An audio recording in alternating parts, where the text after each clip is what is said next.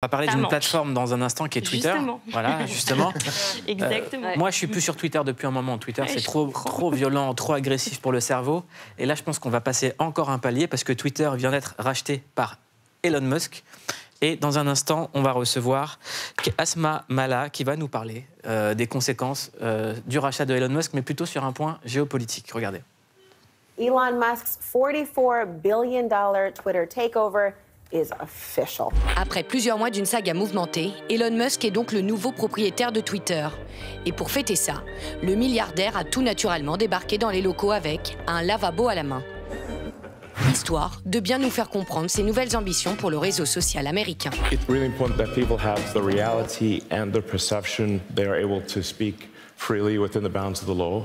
Et pour bien commencer sa rentrée, le nouveau patron a licencié une partie de l'ancienne équipe, notamment la chef des affaires juridiques, à l'initiative de l'exclusion de Donald Trump de la plateforme l'année dernière. It was not correct to ban Donald Trump. Alors évidemment, on en connaît un qui s'est réjoui vendredi. Je suis très heureux que Twitter soit désormais entre de bonnes mains et ne soit plus dirigé par des fous et des maniaques de la gauche radicale qui détestent vraiment notre pays.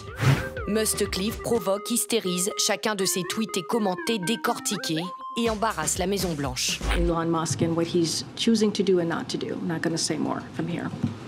Alors entre ses voitures intelligentes, ses satellites pour résoudre tous les problèmes et désormais le rachat de Twitter, on s'interroge sur ce que veut vraiment Elon Musk. Are you sincerely trying to save the world? Well, I'm trying to do good things. Pour en parler, Asma Mala nous a rejoint. Bonsoir Asma, bienvenue dans Click. Vous êtes spécialiste des enjeux géopolitiques du numérique, enseignante à Sciences Po et à l'école Polytechnique. C'est quoi la stratégie derrière le rachat de Twitter? Après, moi, je vais vous donner ma théorie et vous me donnez la vôtre d'abord. Ah, génial. Ben, on pourra en discuter et voir se crêper le chignon.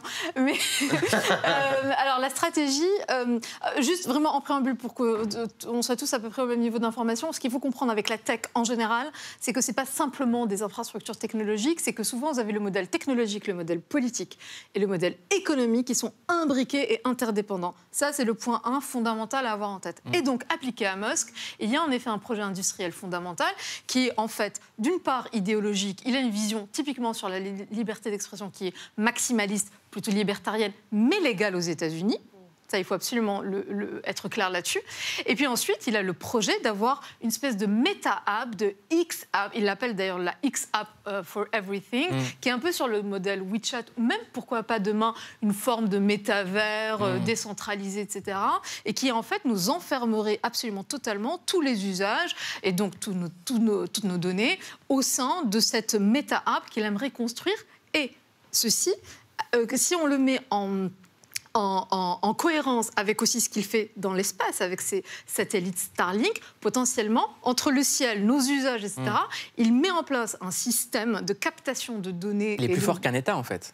Il n'est pas... Pour l'instant, non. Et c'est ça qui est très intéressant. C'est le pour l'instant qui fait peur. Hein. Ouais, c'est ça. Alors, je précise. Pour l'instant, alors c'est le réflexe premier. On va dire oui. Alors les géants technologiques remplacent les États. Ça pose des énormes problèmes de souveraineté. Oui. Oui pour l'Europe, oui pour un certain nombre de pays. Aux États-Unis, c'est un peu plus compliqué que ça. Un paquet de projets qu'a Musk sont financés en partie par le Pentagone, par exemple, par la NASA. Et donc, il y a des partenariats, c'est plutôt un continuum. Moi, j'appelle ça le continuum fonctionnel. Eh bien, ça rejoint ma théorie. Moi, ma théorie... Allez le moule du futur. C'est qu'il y a un marché dont personne ne parle aux États-Unis, qui est le marché du ferroviaire et du train. Et que Elon Musk a sorti un super train et qu'il étend son influence pour avoir un marché public en plus et qui pourrait être encore plus milliardaire que jamais s'il avait l'espace, le train, le Twitter et tout ça. Oui, mais vous validez ma théorie ou elle est chelou? En tout cas, elle peut s'imbriquer dans la mienne, donc ça, c'est déjà pas mal. Allez, l'amour théorique. On est sur de l'amour de théorie. Sinon, je pense que Daenerys n'est pas morte. Voilà, mais ça n'a rien à voir. Alors là, en revanche, j'ai zéro... Pas de problème. Je sais pas même pas dire. Non, mais c'est pas bête. Mais là où je vais... Pour l'instant. Pour l'instant, c'est pas idiot, mais je ne crois pas que le projet de Musk soit l'argent. Hein. Ah ouais? Ah non.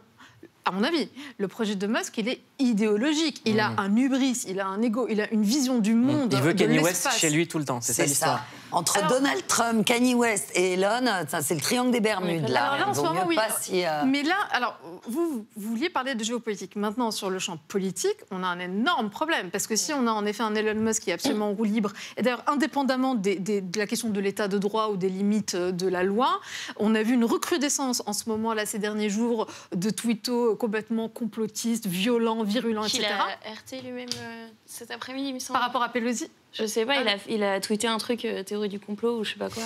Donc, en tout cas, il y a le risque, en effet, d'avoir un journal. Après, alors attention, il n'avait pas besoin d'acheter Twitter pour être un leader d'opinion totale et absolue, suivi par des millions de gens. Hein. Il n'avait pas besoin d'y mettre 44 milliards de dollars par ailleurs. Il avait déjà cette influence-là. C'est quoi l'impact de Twitter sur nos sociétés actuelles? On voit chez les jeunes l'impact que ça a sur la santé mentale. Twitter, c'est un réseau qui déprime, qui rend agressif. L'algorithme veut ça. C'est quoi l'impact sur les sociétés, sur la démocratie?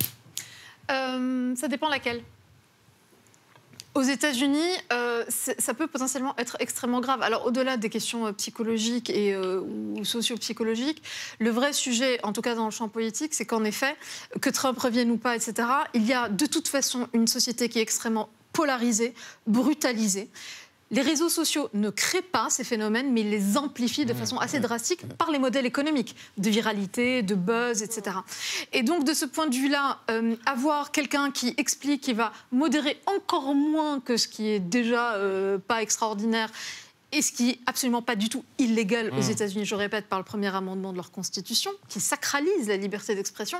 Là, oui, on peut avoir un effet direct politique de surpolarisation, voire même d'implosion civile. En réalité, les théories de la guerre civile commencent à éclore à droite à gauche. On dit que l'histoire bégaye. Est-ce qu'on a déjà vu quelqu'un d'aussi puissant dans l'histoire? De Musk, par rapport à Musk. Alors, à part Lex Luthor dans Superman, qui est un peu le même.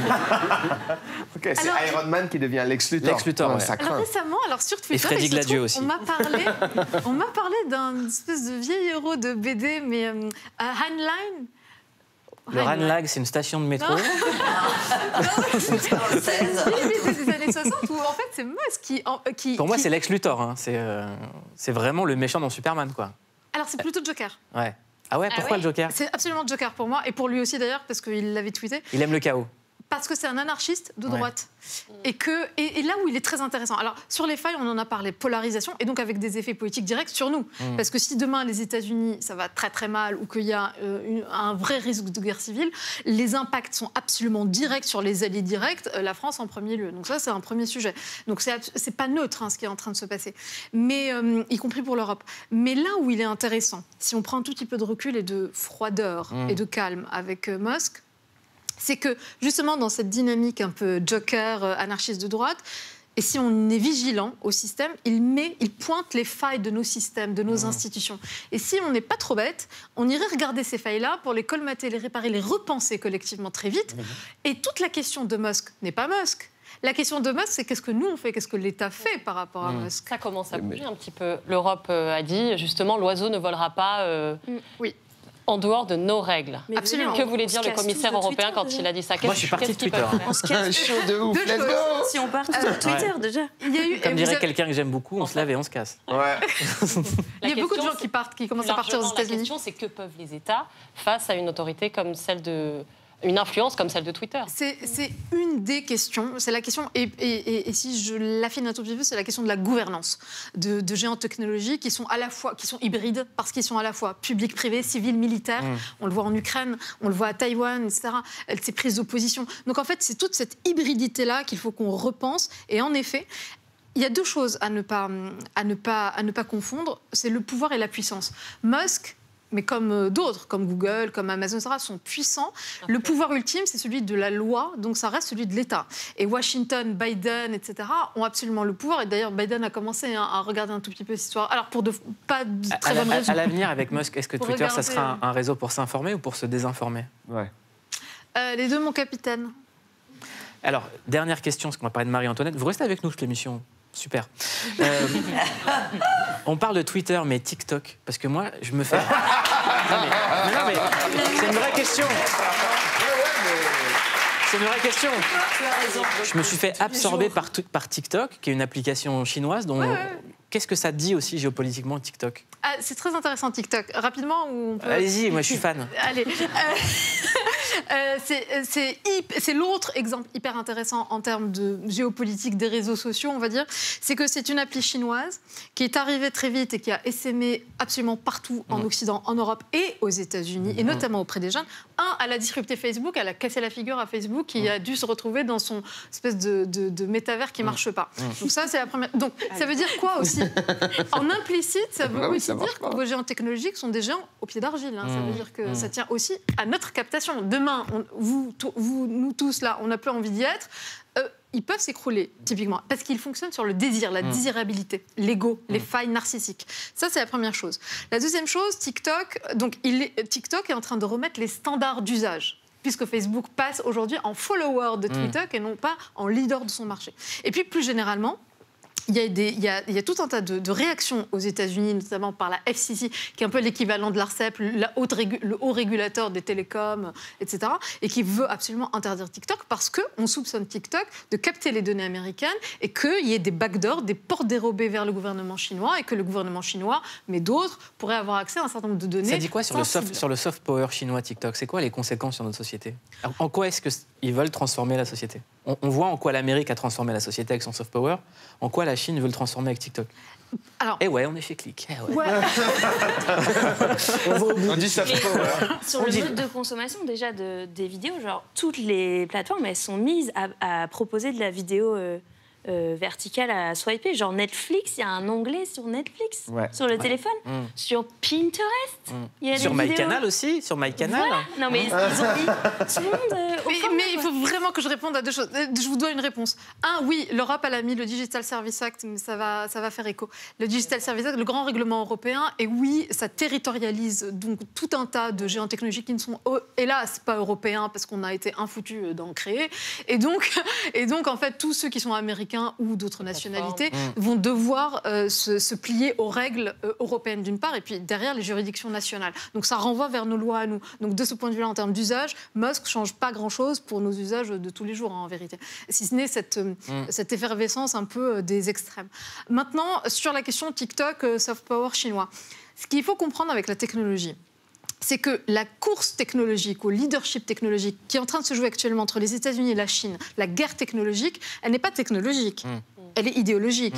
Et elle passe par quoi? Par les normes. Or, quel est le vecteur aujourd'hui des normes, des usages, des visions du monde? C'est la tech. C'est ce que vous faites sur nos applis du matin au soir, la façon dont on s'informe, dont on consomme, dont on interagit, dont on crée du lien social, etc.